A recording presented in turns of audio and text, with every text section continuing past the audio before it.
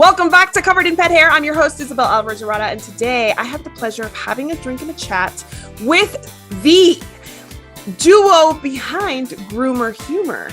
They are Rudy V and Anthony Rey, and they are a dad-son duo of comedians and dog groomers. And I am so excited to introduce them because they are helping me wrap up season 2 of Covered in Pet Hair. So welcome, Rudy V and Anthony Rey. It's so good to have you on the show. Thank you so much, Isabel. It's fine. Finally, we've been trying to do this for so long, but man, schedules and babies and pandemics, you never know what's going to happen. Schedules and babies and pandemics. Oh my. Isabel, thank you so much for having us on the show. We really appreciate it.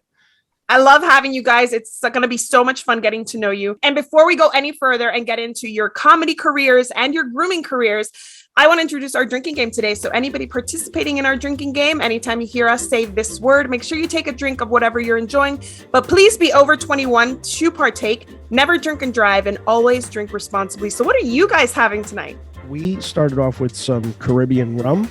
Ooh. And mixed in with a little V8 splash tropical. We figured Miami, we figured tropical, Nice. I love it. What's really funny is because we're recording kind of earlier than usual today, I told my husband, I told him it had to be either fruity tropical kind of or coffee based, and so he made me a cafe amaretto for in honor of your Italian heritage. Cheers, guys! Wow! Oh, cheers! Cheers! All right. Cheers! Cheers! My husband's Italian. He's from Philly. Oh wow! That's Philly. Not far from us at all. That means he's a Phillies fan if he watches baseball. He is a Phillies fan. I'm a Met fan. See, the shows, we can't do this show now. You know what's really funny is he asked me if you guys were Phillies fans, and I was like, I'm gonna say no. I was like, No. Absolutely not. Absolutely not. We're Met fans. But you guys do have something in common. You guys love comedy and laughter, and I feel like that jovial spirit of the Italian culture is shared amongst all of you, even if you don't agree on the sports team. So actually, that brings me to my first game for today. We're actually playing something that I kind of drew inspiration from your podcast, Groomer Humor. This is called Humor Rumor. And we're going to talk about all of the things that laughter does for the body. These questions are taken from verywellmind.com, and it's a true or false game. So if you get it wrong, you got to drink, because that's what we do here. And it is the last show of the season. So let's get a little tipsy. Are you guys ready to play? Oh, yeah. I'm ready. Let's do it. All right. The first one is, it is rumored that laughter exercises your diaphragm. True or false? I'm going true. I'm going true on that. You guys are absolutely right, and you can drink anyway. By the way, I'm going to. I was going to ask if that's okay. You can take a womp drink, or you can take a celebratory drink and be like, "Yes, I got it right." Gotcha. All right. It is rumored that laughter enables you to take in more oxygenated air and stimulates your lungs. True or false? Go with true again. I'm going with true as well. You are right. Cheers to that. All right. Next one. It is rumored that laughter decreases your heart rate and increases your blood pressure. True or false? I'm going to go false on that. You know what? I don't want to have the same answer as you every time. Okay. You can. So I'm gonna say true. Okay, so Papa's right. Papa's always right. Dude, come on. It is actually rumored. It is actually rumored that it raises the heart rate and decreases blood pressure. I know that my blood pressure rises when I'm angry, so I assumed it would come down when I'm laughing. Makes sense. Yeah. I can literally feel my blood pressure rising sometimes as a parent. I'm sure you're going to experience this too. Oh yeah. I already have, and he doesn't do much. And he's only 4 months old. He's only 4 months. So yeah, one of the hardest parts about getting together was you having a baby. So how has that been? Quick aside to the game. Yeah. Well, it's been it's been a trip. The first 3 months, nothing really changed in my life because my wife had a very specific schedule that didn't require much from me. I guess I would change the diaper here and there, and I would do a couple feedings, but she worked at night, So then she got this new job where now it's a Monday to Friday, morning to afternoon. So I bring him to work with me twice a week. My mom watches him a couple days a week. It's all of a sudden like a light switch went off. All of a sudden I'm responsible for him like 90% of the day. That sounds like a lot. That sounds like a lot you're taking on, but good for you. What is the baby's name? Anthony, same as me. Anthony. And what is his middle name? Anthony Rey Valero Jr. So he's AJ. Oh my gosh, I love that. That's so awesome. Well, is he laughing yet? Is he smiling and laughing? That's all he does. He laughs and smiles. And the only time he cries is when he poops. When he poops, he doesn't like it? He doesn't like sitting in his own filth? Who knew? Of course not. Yeah. I mean, I don't know where he got that from because I'm perfectly comfortable in my own filth. So, you could ask my dad. He says it on every one of our episodes on our show. He always just tells me I stink. So it must be something to do with your Italian heritage because I'm always telling my husband the same thing and he's always telling me it's his pheromones. It's pheromones. Okay. So am I supposed to expand on that? No, you can just respond to that with wit and humor. So are Italian pheromones like distinctive or something? Apparently, because we apparently. I mean, you guys are considered like the sexy gods of the Mediterranean, right?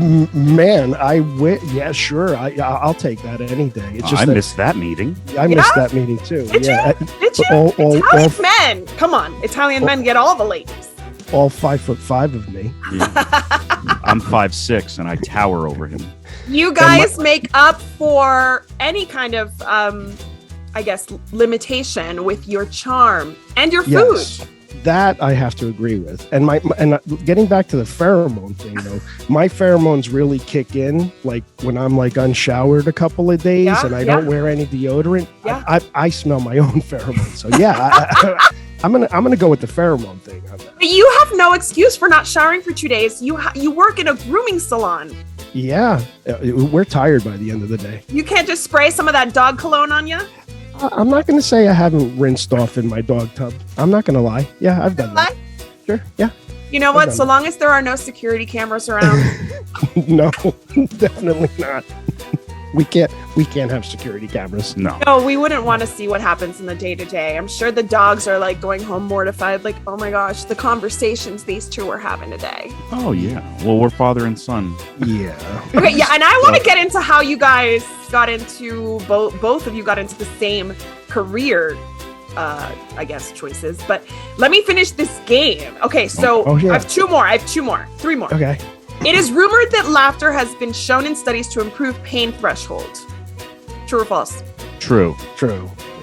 It is true. And apparently it's due to an endorphin-mediated opiate effect. Wow. Yeah, I actually knew that one. Really? Yeah. Yeah. They made a movie about it. Really? Yeah. Oh, okay. Interesting. The Patch Adams. Oh, remember that movie? That was such a good movie. Yeah. Once I saw that, I was like, I want to do a little research on this. Is laughter the best medicine? And it is. Oh my gosh, I need to watch that movie again. That was such a good movie. I love him. Okay, anyway, it is rumored that laughter can improve sleep quality. I'm gonna go with yes again. I mean, yeah, I guess I'm gonna go true. Yeah, true. Yeah, it is. Yeah. It is rumored. By laughing, you are increasing antibody-producing cells and enhancing the effectiveness of T cells in your body, boosting digestion. True or false? That's a toughie. That's a trick question. What are you saying? I'm gonna try to sound smart and say false. I'm going with true. It's false. It actually boosts immunity, not digestion. That was a trick question. Yeah. Good job, guys. You guys did a great job. You obviously know a thing or two about laughter. So where is home in New Jersey? Where exactly? Colonia. Where, like, what would you call it? Central? Northern. More northern. Northern. We're like 25, 30 minutes from Manhattan. Nice. Okay. Train. So what are your thoughts on the Real Housewives of New Jersey? I'm gonna be honest with you. I watch a lot more YouTube than. But you don't hear. Do you guys have any of their dogs that you care for? I think No, they're about in your area. I can't remember exactly where, but they're in the northern area. They were or are, but no, we've never actually met them. A friend of mine did. I forget which one he met. Oh, what was her name? I forget. But no, we never actually met them. Teresa? No, it wasn't Teresa. Teresa. Oh, Teresa. She gets herself into some situations, but that's a whole other show. We would gladly groom their dogs. Of course. You know what? Those dogs, all of them, especially Dolores, Catania. I know too much about these people. Okay. Those dogs are so well taken care of because Dolores's daughter is a veterinary student and she works at a veterinarian, and she is the type of person who brings home pets that need homes. So if I were to have to come back as a dog of one of the housewives, it would be Dolores's dog. That's just I'm gonna go with that. Yeah. All right. So from my understanding, you guys are groomers by day and comedians by night. So tell me, I know the pandemic has put a little bit of the kibosh on a lot of these shows, live shows and stuff. But tell me, how did you end up grooming? How did you end up in comedy? Tell me all of it. Well, that starts with you. I think a lot of people that get into comedy and even dog grooming, it starts from, a place of actually depression, really. I mean, a lot of comedians are known to have very difficult lives, and we choose to go up on stage and try to make people laugh just as that release. And believe it or not, I think that, in my opinion anyway, it kind of really goes into dog grooming too. You'll find that a lot of dog groomers have come from really hard knocks. And I started doing comedy, I think maybe in 1998. And I started kind of late, and I don't really do a show based on grooming, but long story short, I started doing comedy, and believe it or not, Anthony started doing comedy along with me. And, we were lucky enough to do some shows together. It's part of, I guess, the letting it out, and just really going up on stage and being able to just let it all out and get rid of all that depressive thought process. Because Anthony will agree with me, when you're on stage, you can't think of anything else. But that's the biggest benefit of it is it's nothing. You're so focused on your jokes and what you have prepared and laser focused on if anything weird happens, you get heckled. Sometimes it doesn't go according to plan. So it's physically impossible to think about anything else. Yeah. Anything else in your life going on, because you're just so laser focused. And that's why I don't drink when I go on stage. I refuse. I drink after, but I refuse to even have a single beer or any kind of drink before I perform, just because the feeling is so euphoric when you're finished and when you're up there. It's very out of body. So you forget about all your problems. So you forget about everything. And I never wanted to take anything away from that. And when you're buzzed, like I am now, things feel better, but there's you don't need booze. I mean, not every comic does that. Most comics a lot of comics like to drink while they're on stage. Some of them get high. I'll never ever do. But that's a risk. That's for sure a risk, because you don't know what you're gonna say. I don't know how they do it. I could never do that. I would probably take one drink before. Just to loosen me up a little bit. I did it once. It's kind of a dumb rule that I have, because it's what one beer isn't going to take away any of the euphoria that I feel when I'm performing. But I don't know. I usually get hammered after. I totally respect that, though. You don't need it. You don't need it to relax. You don't need it to execute. I think that's awesome. So what kind of material do you cover? You kind of talked about what you don't cover. You don't talk about dog grooming, even though does your audience know that that's what you do for a day job? Do they? Not really, unless they tune into our YouTube channel and our Pet Life radio show and stuff. They really don't. We don't discuss dog grooming at all on stage. We're usually, to be honest with you, Isabel, we're that midnight show that you have to. we're not necessarily clean comics. Yeah, we're not not family friendly. No, we can adjust from time to time, but to be honest, like we are that midnight show. And That is you don't like awesome. that you curse. no, I hate When he has a set that he curses too much, he hates it. But he does this bit. It's my favorite bit ever that he does, where he reenacts a Cops episode with a couple that's fighting, and he plays the guy who's getting arrested and a domestic dispute, or like a domestic dispute. And I mean, now that you probably wouldn't, I don't know if it's in like poor taste, but it's the whole point of the joke is to just warn people that, like, hey, listen, getting married, you're gonna fight a lot, and and it's just like this. He puts these teeth in, and he knows all the cops' names, and cops may be called. The cops get called, and but when he does it, he curses a lot because, of course, it's this guy getting arrested, and right, and just this whole great acting bit. But when you curse a lot, which I think is necessary for that bit, he hates it. He's like, I want to work more clean. But you can't deny who you are. You can't deny who you are in that moment. You're channeling that person. And it's funny because you're right. Like today, can we joke about domestic violence? Probably not. Right. No. But if you cleaned it up, but you know what? I think the worst part about today is that nobody knows what Cops is. Like the younger generation don't know what Cops is. Yeah. You can joke about that based on a Cops clip with our generation and older, right? Because we get it. We think you're recreating a scene from a show. But the younger folk are gonna be like, what's Cops? Right. Exactly. Yeah. And that's why, as comedians, and even Anthony will attest to this, like you're constantly tweaking your jokes or your punchlines, because nowadays it's just that difficult. It just really is. And you want to go up there and try to be funny, and it doesn't always work.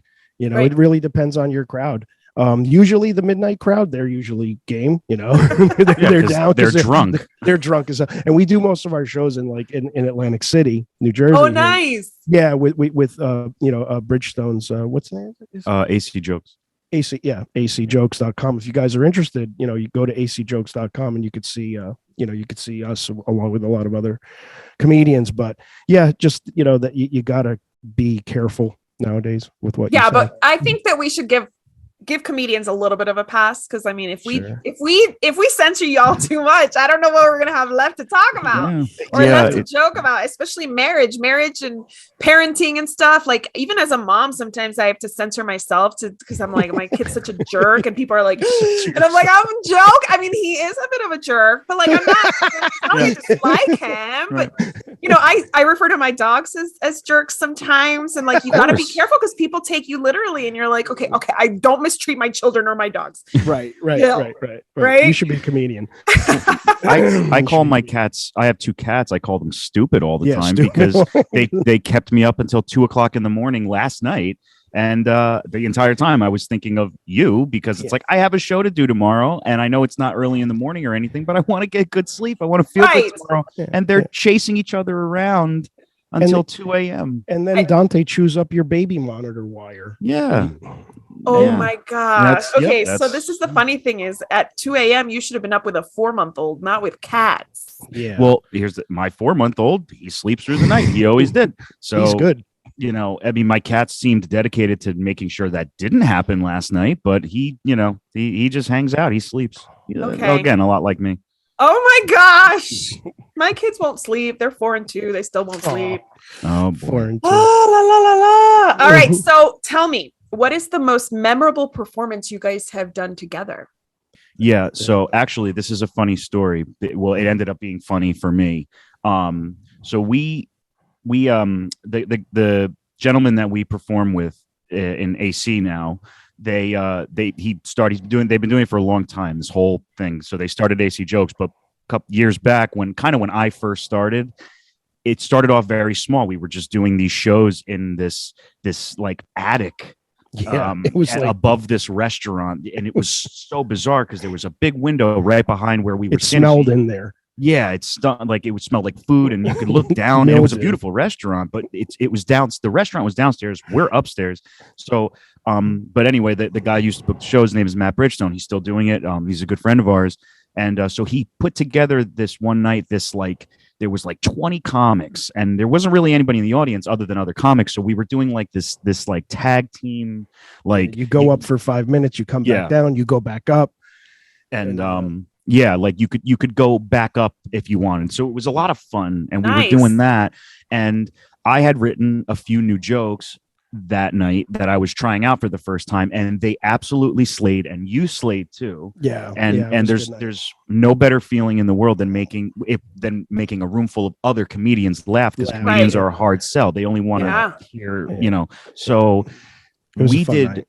That was probably the best performance we ever did together, because everybody was just it was such loud laughter. It was like the loudest laughter I ever got on stage. So what ended up happening with that, though, the story gets funny, because then I did a pro show, a guest spot 2 days after that, doing the same jokes that I did that night that absolutely destroyed. And it was my first time ever bombing. I didn't get a single laugh out of the audience.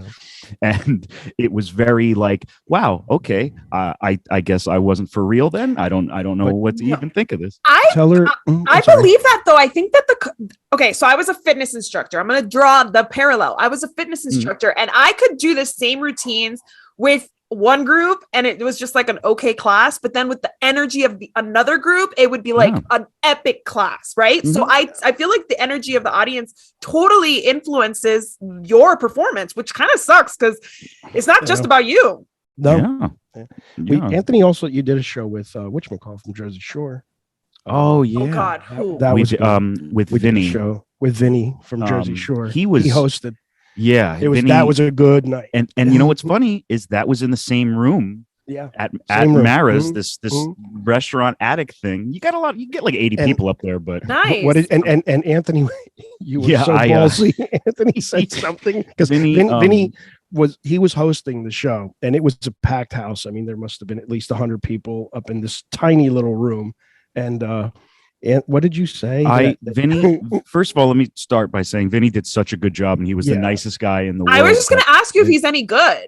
He's really nice too. Fantastic. He was really, really funny. He did a great job hosting, because hosting is difficult, at least for me. I can't imagine going back and forth on stage all night. But Vinny did such a good job. But anyway, I don't know why, but I started off my set by saying, I'm glad that we sprung for the most popular Jersey Shore character in Vinny. I guess the guy who punched Snooki in the face at the bar couldn't make it.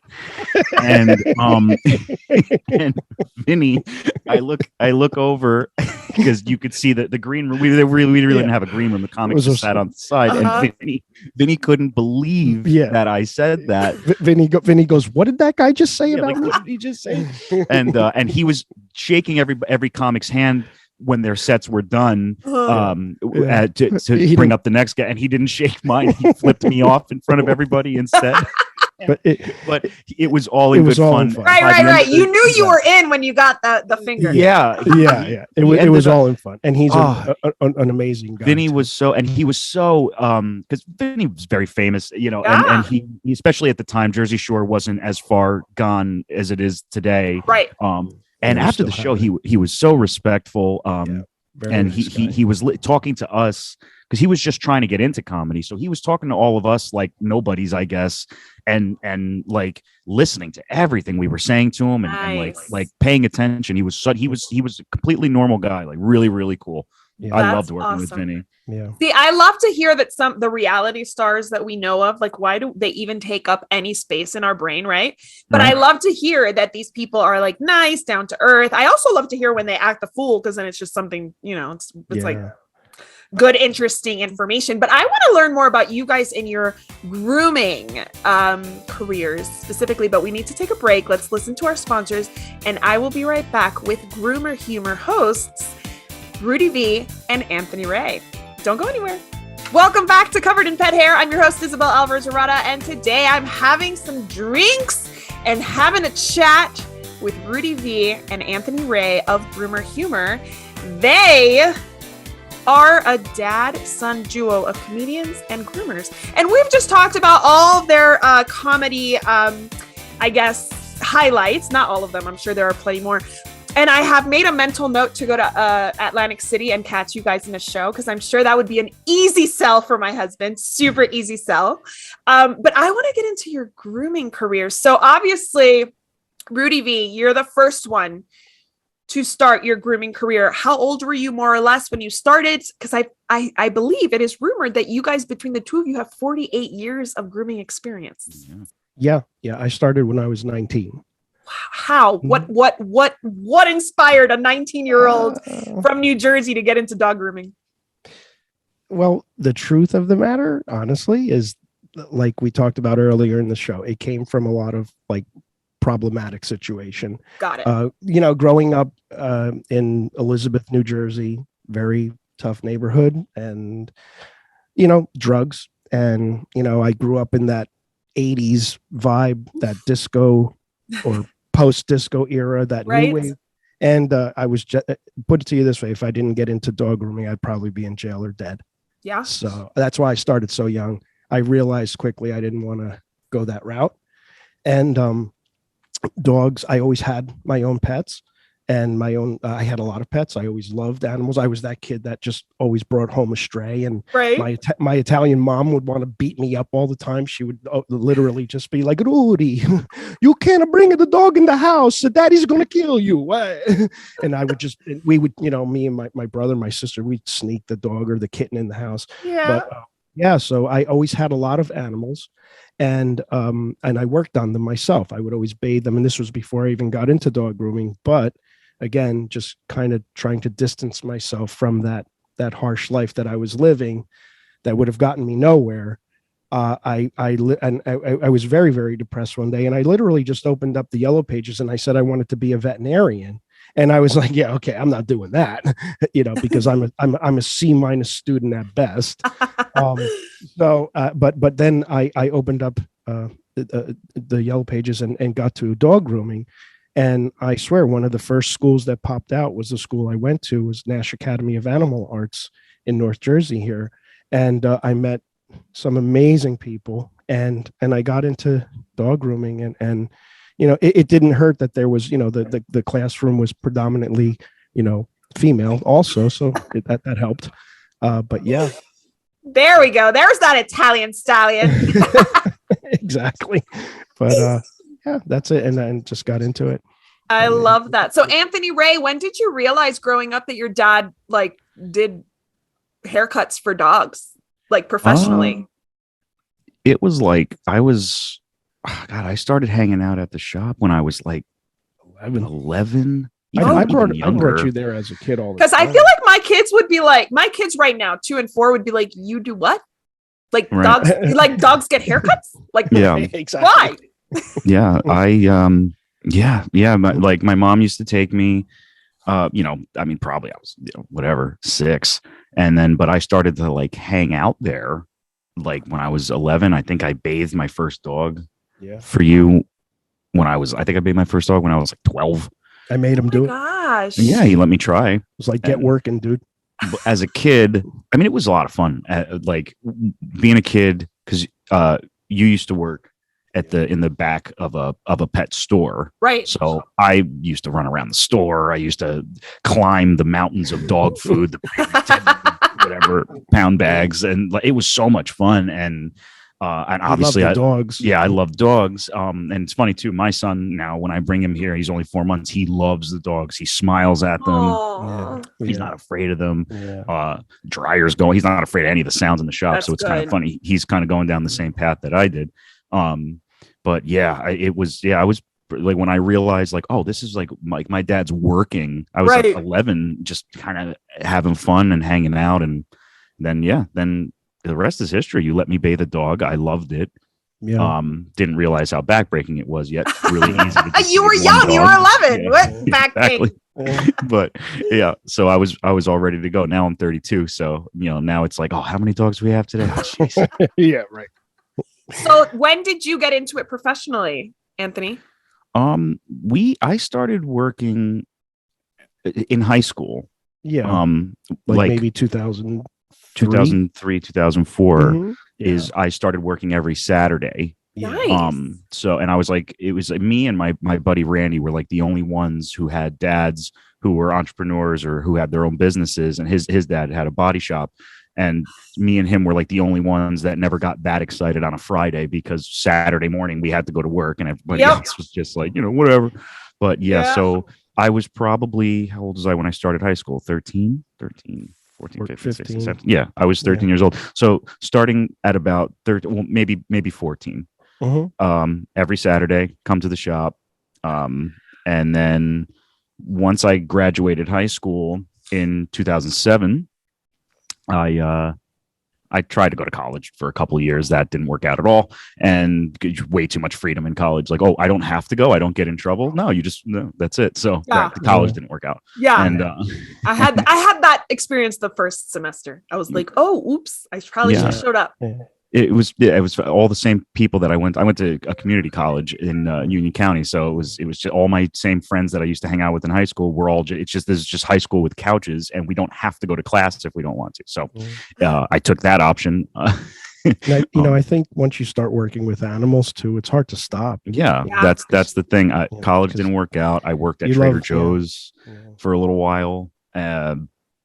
All my buddies worked there. We all, it was fun, but I always just wanted to hang out with him and like groom dogs. I love animals. That is so awesome. So what kind of grooming do you do? Do you guys do any kind of like fancy grooming, or is it like you're more like breed standard grooming and like, or is it, what do they call it? Artistic grooming? A little bit of everything. Early on, I competed. I did a lot of, competition grooming. So that requires more of that fancy stuff and all of that. But, as a business owner and money making kind of thing, which, you have to do, it turns more into like more maintenance type groomings where, you're doing shorter cuts and things like that. But occasionally we'll get like a show dog come in or, a handler or a breeder come in and say, hey, can you prep our dog for the show?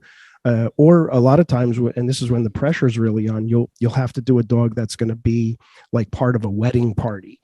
And that becomes, it's crazy because it's like, I don't want to hurt the dog. I don't want to accidentally nick the dog, God forbid, or, the haircut comes out bad. He's going to be in a wedding, So dog grooming has its pressure. So you really have to shift like anything else. It has a lot to do with like being a comedian. You have to really shift. Like, are you doing like that maintenance grooming, or are you doing that fancy grooming? That's right because somebody's having a wedding or a big party. So it's a lot of pressure. You did a birthday dog the other day. Yeah, remember the pet owner's birthday. She was having like 50, 60 people over. And it's like, wow, you were petrified. I was terrified. Yeah. It was like, I want this dog to come out good, Of course.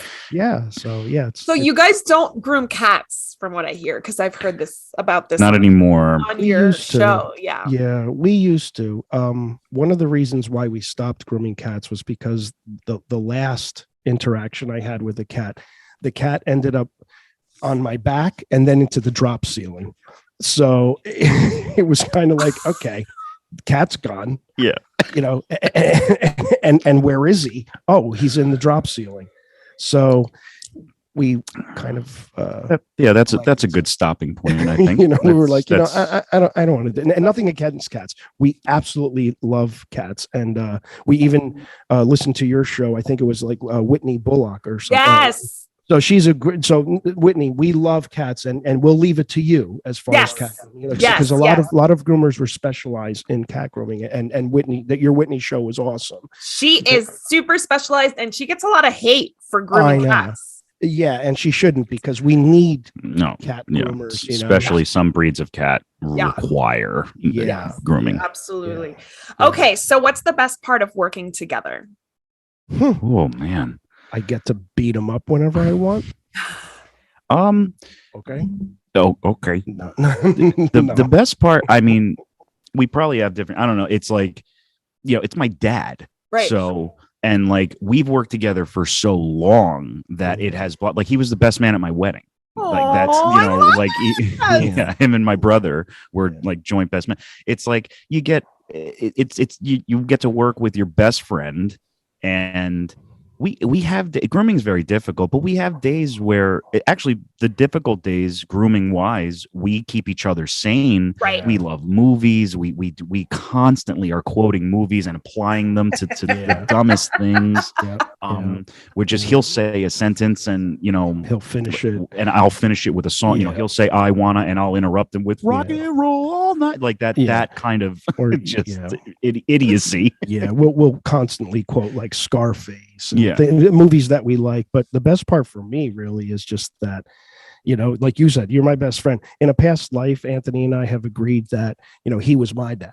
Like that's how we're more friends. I've never had to really parent Anthony, which I'm fortunate. I've never, because I just didn't do that. So Anthony's more like my best friend. And really what we make each other laugh. That's the best part of it. We make each other laugh all day. We laugh all day. That is he's the only person I trust to work on the dogs, because I've actually hired other groomers in the past and they've ended up just not doing well. So Anthony's the only person I trust. That is so cool. So hopefully AJ will follow in the family footsteps. That'd be so cool. 3 generations of dog groomers, and who knows what else comes down the line. So tell me about your podcast. How do you guys come up with ideas? What do you like to cover? Tell me about it. Anthony, again, we're a good team. We know each other inside and out, so that helps with our podcast. But our ideas, with grooming, there's so much out there nowadays, products, things like that. Everybody's like, even like, you specialize in cat grooming. We talk about that. We talk like I specialize in older dogs kind of thing. Like I like doing the elderly breeds. But so our topics, we're fortunate that dog grooming is so, how do you say, it's there's just such an abundance of information. Yeah, it's vast. Yeah, it's so vast that we always have a topic, and sometimes we'll write whole, if we don't have anything because we didn't sleep or something, we'll write it in 10 minutes.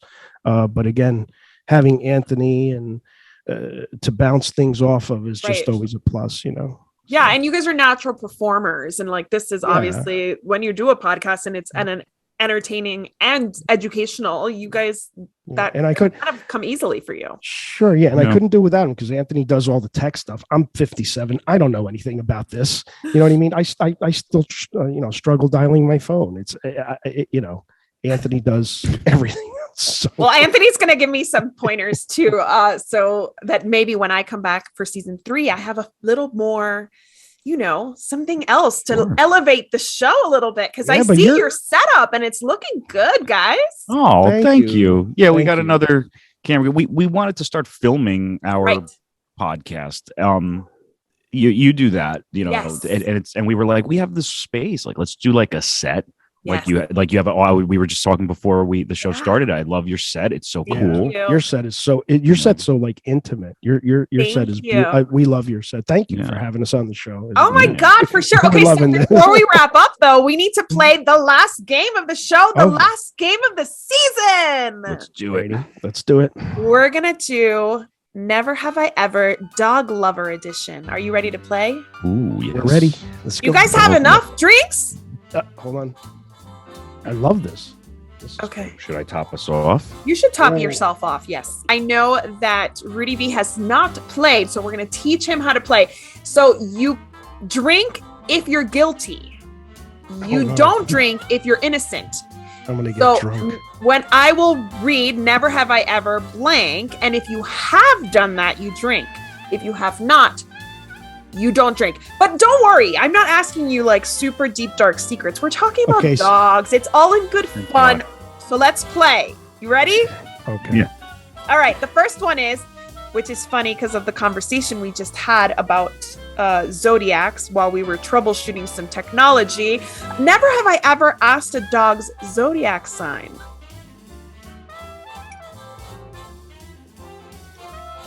We do that all the time. All the time. We're supposed to drink on that? Yeah, you're drink supposed to if drink you do it.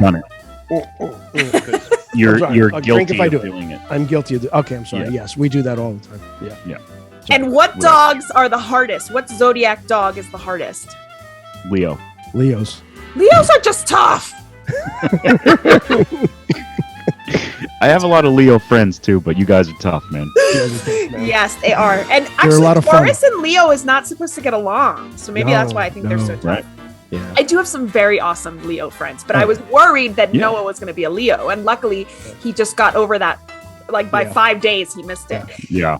Okay, this is a really good one. And I think it's honest and okay to ask. Never have I ever really, really disliked a dog in my care. I'll be honest about it. Not every dog is great. easy to work on. Yeah. And not every dog is for every human. It's just like any connection with any other living creature. We're not always gonna hit it off. Yeah. There's I've met dogs that hate us. Yes. Some dogs hate you, so it's hard to love them despite that. Right. It's hard to love them if they don't like you. Yeah. I don't hate any dog on the planet. But sure, dislike in the moment, it's like, oh god, you know what? Whatever. Well, this is kind of related, but has nothing to do with the dog. Never have I ever refused to care for a dog because of its pet parents' behavior. Ooh. I'm gonna be honest with that. Yeah. Is that? You have to take a step if you've done it. But I don't understand the questioning here. So, I haven't groomed a dog because I don't like the parents. Right. So never have you ever means if you've done that, then you drink. No, so you've never had to fire a client? Yes. Yeah, exactly. Well, I guess I am drinking. Oh yes. Yeah, you've had to fire a client. Sometimes pet parents don't know how to behave with their service providers, and they gotta go. Yes, exactly. I agree. Yeah. Oh yeah, it's telling somebody to go somewhere else because they don't like it. You got to be more honest. Yeah. Hey, never have I ever liked a dog more than the human they belong to. Oh, please. That's I'm gonna double the easiest one. That's the easiest one. Never have I ever wished that a dog in my care was actually mine. Like tempted to steal this awesome dog.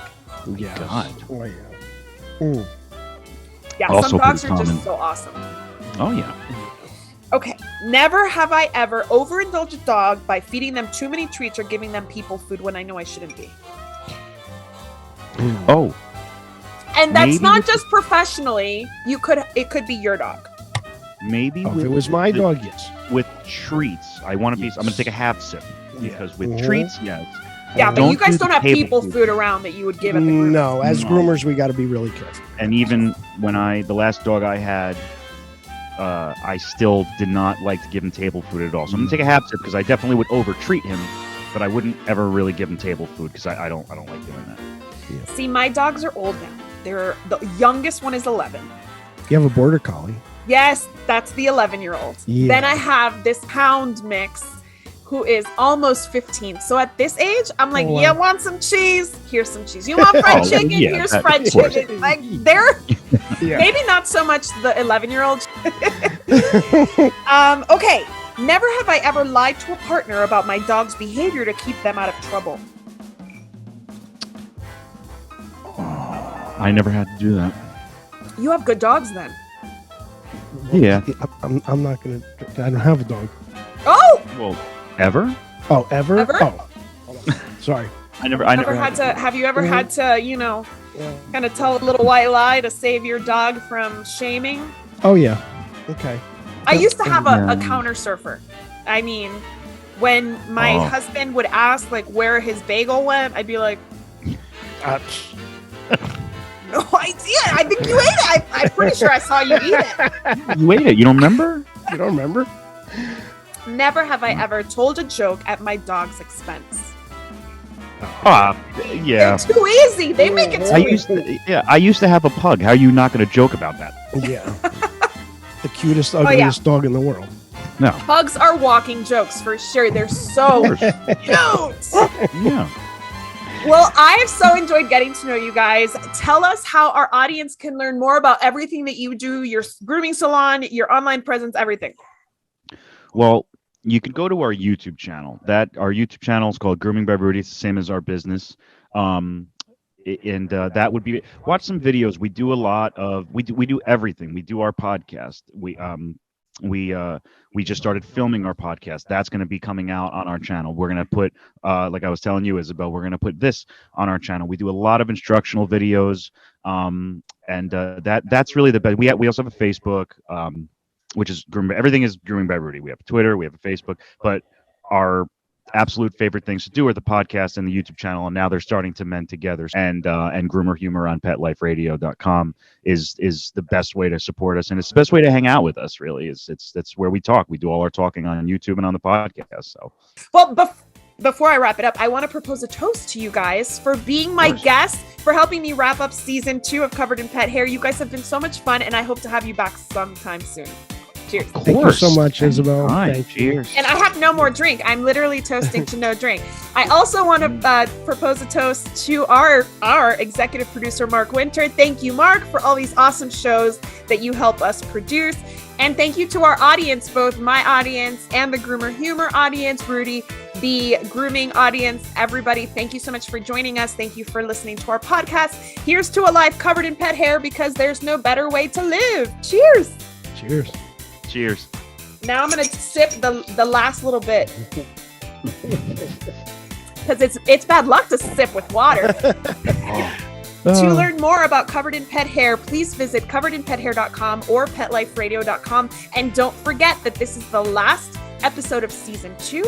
Stay tuned for season 3 that drops in September 2022. I look forward to bringing you more awesome guests like Rudy V and Anthony Rey. And I thank you so much for watching and listening and joining me. Have an awesome summer, and I'll see you soon.